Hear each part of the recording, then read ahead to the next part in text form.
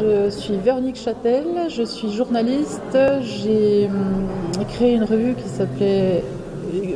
s'appelle Aider. Et j'ai écrit un hors-série qui s'appelle Le Guide des aidants. Voilà.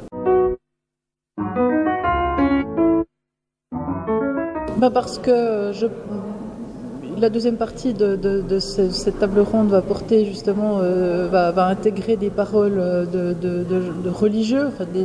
Mais voilà, on est dans une société qui s'est beaucoup laïcisée, donc on a moins le support de la religion pour s'aider quand on se trouve en situation d'accompagner quelqu'un qui va mourir. Ça, c'est une première chose. Et la deuxième chose, c'est que certes, on continue à mourir à l'hôpital, mais on est aussi de plus en plus amené à mourir à la maison. En tout cas, la maladie longue, le vieillissement long regagnent le domicile. Et donc, les proches sont témoins de ce que pendant un temps, peut-être, on voyait moins. Et voilà, donc c'est important de pouvoir, je trouve que c'est très important que le sujet revienne sur le devant.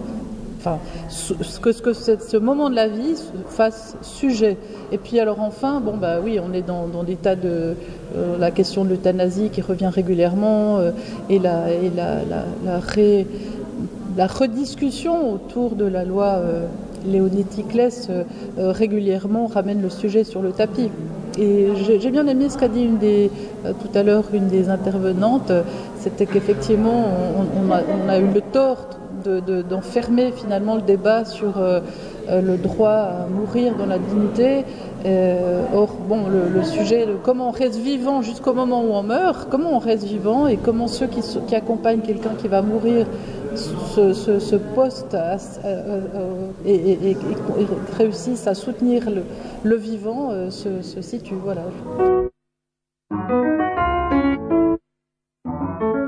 Les aidants, ils sont effectivement de plus en plus nombreux parce qu'il y a encore une fois les gens fragiles sont de plus en plus amenés à vivre leur fragilité au domicile. Donc on peut vieillir longtemps avec beaucoup de pathologies, de fragilité et rester chez soi. Et on peut être malade, et même maintenant malade, sévèrement malade, et vivre cette maladie chez soi. Donc c'est à la fois formidable pour les patients, les malades, les personnes âgées parce qu'elles sont dans leur environnement habituel. Mais ça signifie donc que pour les proches, ils sont non seulement témoins, mais ils sont sollicités pour permettre ce vieillissement ou pour permettre à la personne malade de rester à la maison. Donc oui, on compte sur eux.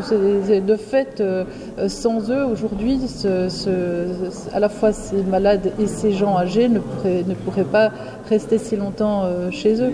Et donc les proches aidants, oui, ils ont un rôle important et ils ont raison de rappeler qu'ils